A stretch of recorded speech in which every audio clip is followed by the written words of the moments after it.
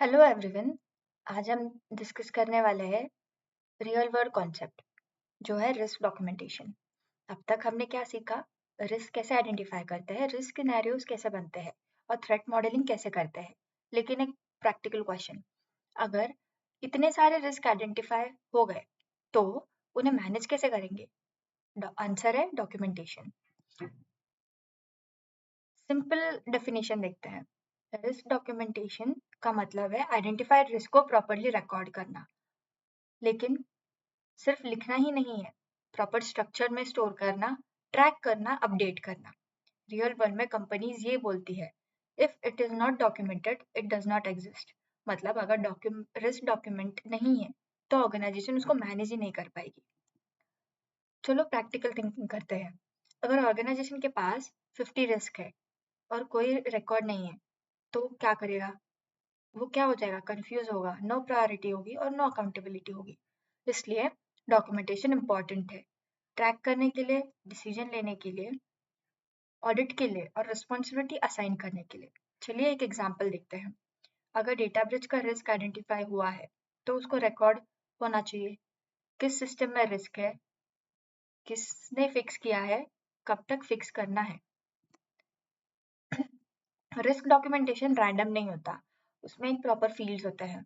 Asset मतलब क्या valuable है, थ्रेट मतलब कौन अटैक करेगा, वर्नरेबिलिटी मतलब वीकनेसेस क्या है, इम्पैक्ट मतलब डैमेज क्या होगा, risk level high low medium, mitigation मतलब फिक्स कैसे करोगे। ये एक कंप्लीट पिक्चर देता है।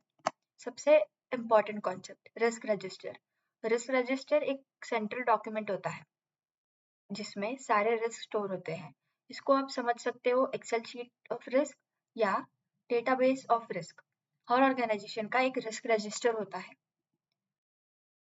टिपिकल फील्ड्स देखते हैं। रिस्क आईडी मतलब यूनिक नंबर, डिस्क्रिप्शन मतलब रिस्क का शॉर्ट एग्जाम्पल, एक्सप्लेनेशन, एसेट मतलब क्या टारगेट है,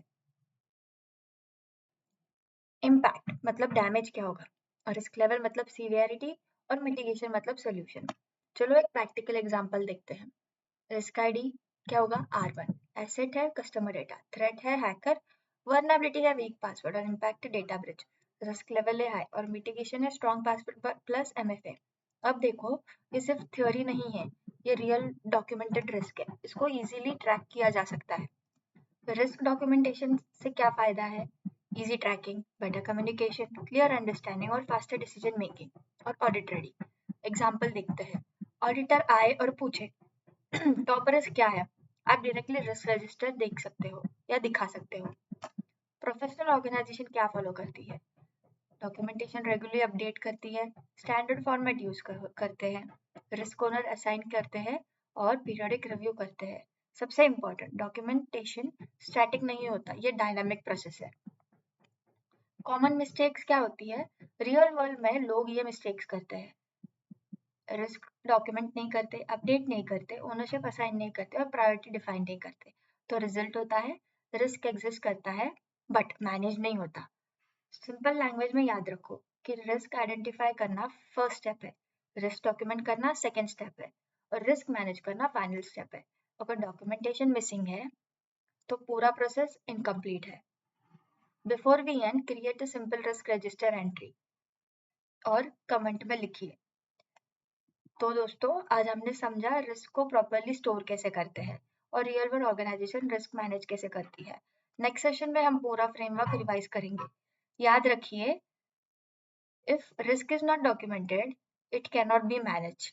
और हमारा नेक्स्ट टॉपिक होगा मंथली रिविजन, जिसमें मैं गूगल फॉर्म दूंगी और वो आपको टेस्ट देना है और हर मंथ के एंड में रिवीजन होगा। पूरे मंथ के रिवीजन में आपको सर्टिफिकेट मिलेगा। चलिए चैनल को सब्सक्राइब, लाइक और कमेंट करिए। तब तक के लिए bye and happy learning with Net guardian.